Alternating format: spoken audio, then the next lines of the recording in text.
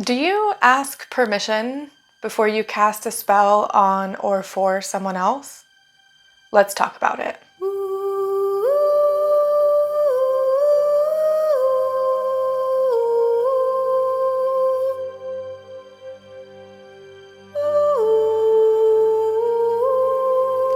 Before we talk about my opinions on the topic, I really need to make a disclaimer and define the word ethics. So for the disclaimer, as always with these types of topics, anything that I say in this video is based on my own personal experience. I can't tell you what to do, only give you food for thought.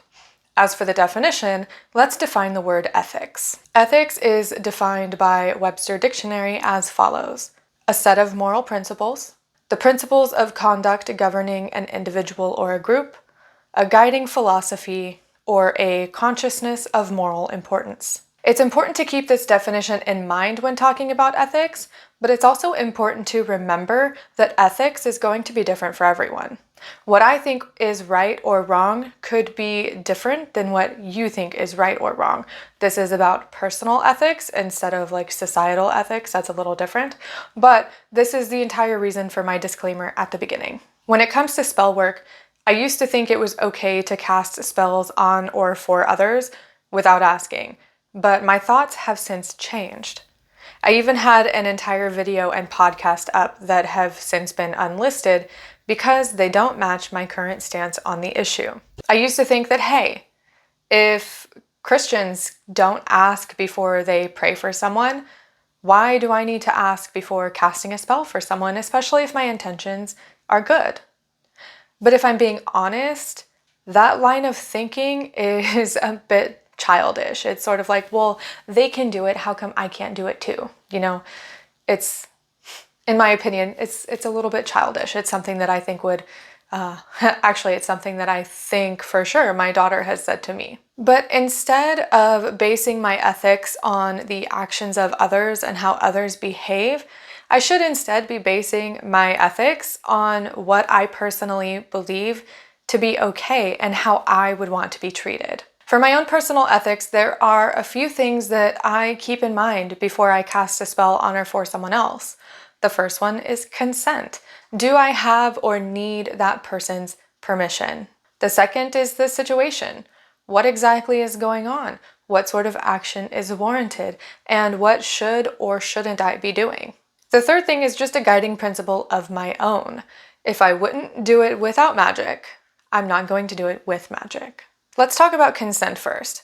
By now, I would hope that everyone watching has a good idea of what consent means. Basically, it means you have that person's informed permission. They have said, yes, it is okay for you to do this thing. I like to take it a step further and make sure I have that person's informed consent, meaning that person is informed about their decision and what the possible repercussions, outcomes, and consequences of their decision may be. So, do I have that person's informed consent? And for me, this is really important when doing anything outside of baneful magic. And I'll talk about baneful magic in a minute. But there are a few different reasons why someone might not want you to cast spells on or for them. A person could be on a specific path with their spirits, and your spell could be unwanted or unwelcome interference. Someone could have an aversion to whatever you're trying to help them with and need to work it out on their own or avoid it altogether. There's also the safety aspect here too. The person you're casting on could have wards and protective measures set up that could lead to bad consequences for you, even if you're trying to help. For example, I have wards kind of like that set up for myself and my close family.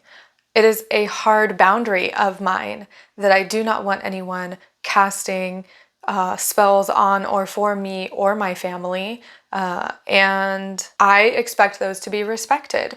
And if someone is casting on or for me, then whatever consequences they get of their actions, it's kind of their fault. Boundaries deserve to be respected. I also don't like to accept general blessings from the gods or spirits of others.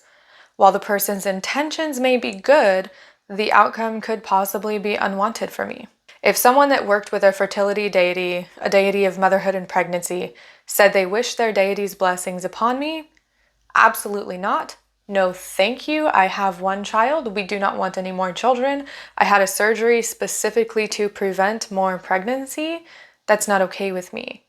I don't want the blessings of others, especially if it comes from a deity that, one, I don't work with, two, that I don't like, or three, I don't want any part of their domain in my life.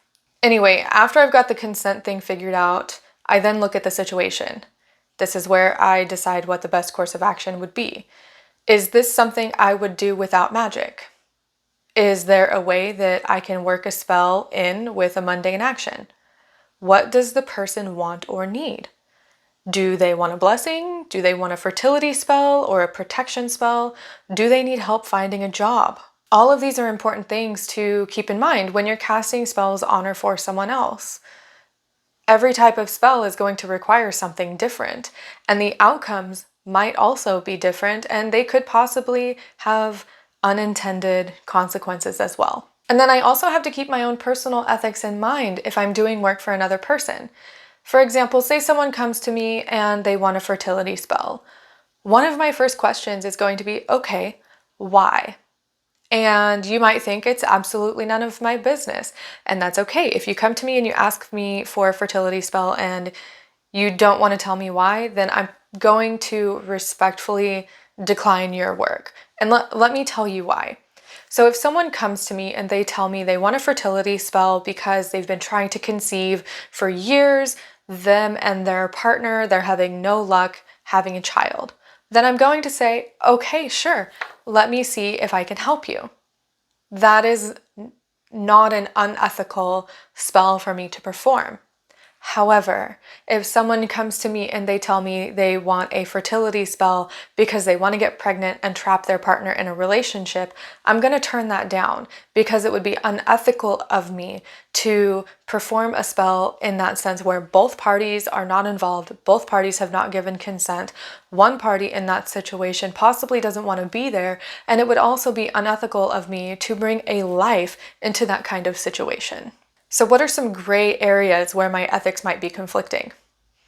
Well, say I know the person and I can safely assume that the person is going to be okay with me doing work for them. This isn't going to happen often, and 9 times out of 10, if I know them, I'm going to ask them anyway because I'm going to be comfortable with bringing the idea to them. There's also something else I've done on a handful of occasions that seems to work okay for me, and that is working something into the spell where if the recipient's energy or gods or spirits just say like, no, absolutely not, then the spell just doesn't work. And the person's energy really has the opportunity to say, no, thank you. They can either accept or reject whatever working it is that I'm trying to do. Not everybody is going to believe that way, and not everyone is going to be okay with doing something like that. That's okay. It's just something that I have done on occasion where I can't always get the permission of the person that I am working for. Another kind of gray area would be if the situation involved other people and also directly involved me, but the required spell would not be for me, it would be for other people. That would be a spell that I would have to think more about and think harder about and figure out if it's something that, yeah, I'm okay with doing this type of spell, I'm okay with the ethical repercussions if there are any, or just decide not to and take another route. And what if you're casting a baneful spell? Now, obviously, you're not going to ask permission to cast a baneful spell on someone, and this is a good time to remind you, just in case, that not everyone follows the threefold law or the rule of 3 or the Wiccan Rede. So I really don't want to see any negative comments in the comment section about baneful magic and how it's bad for you, because that is not okay here. Not everybody follows that, and I most definitely do not. I am not Wiccan. That's just not my belief system, okay? Totally fine if that's for you, but we don't, we're not the practice police here. Those comments aren't okay. So anyway, in my experience, casting a baneful spell is gonna happen if you've reached the end of your rope or you're out of options. binding someone or cursing them might be your next course of action. But let's think through a situation where you might not want to go straight for a curse. I usually go for a good binding first, but again, that's just my practice and my opinion. So let's say you're dealing with a really nasty coworker, something out of the blue, they just, all of a sudden they started being rude and hateful and just really messing up the vibe at work, right? And if you just decide, I'm just gonna curse them, right? I'm just gonna curse them. I want them to go away. I don't want them to be here anymore. I'm gonna curse them to lose their job. But maybe what you don't know is that this person recently lost someone close to them.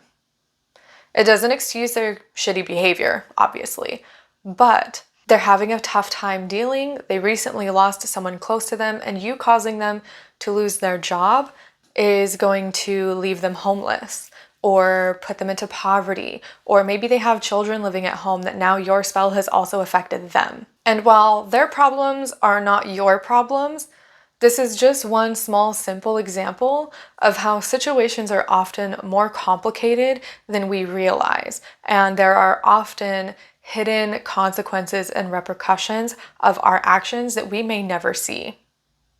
This is usually why I tend to go with a binding first, something that just sort of says, hey, I need you to calm down for a second. I need you to quit doing this thing, but I'm not gonna make you lose your job or, get into a car accident or whatever. There's also another school of thought when it comes to casting spells on or for other people. And it kind of goes along with what I said a little bit ago about how sometimes I've worked different things into spells that the other person's higher self or gods or energy could either accept or refuse. And there are some people who practice magic who believe that any spell cast on or for someone else is not going to work if your spell is not in line with that person's energy. Now, I don't believe this way. I believe that there's a point to working witchcraft and working with the energies around us. And I do believe that my spells can have an effect on someone else even if they don't want it. However, to each their own, not my belief system. That's okay. I just wanted to present you with another thought on that. Overall, your personal ethics are going to come into play in your witchcraft practice, whether you like it or not, or whether you intend them to or not. I saw a post on Twitter that really brought something to my attention that I was like, oh, hey, that's a really good point. If I can find the tweet, I'll leave it in the description below, but it basically said that sometimes conversations about ethics in witchcraft don't even need to happen because most people's ethics in witchcraft should align with their everyday ethics. However, since I am a witchcraft channel and I talk about witchcraft, I'm not here to tell you about your everyday ethics and what you should and shouldn't be doing there either. So let me know in the comments below how you view this idea of ethics in witchcraft. Do you take ethical considerations before you cast any spell for yourself or for others? Do you ask permission before casting spell for another person? And how do you think magic works if you cast magic and work spells? Cast magic and work spells. If you cast spells and do witchcraft for other people, I'd really be interested to know. Please let me know in the comments below. If you've made it this far, don't forget to hit the like button, subscribe. Again, thank you to all of my patrons over on Patreon. Thank you everybody for watching this video, and I will talk to you next time. Bye.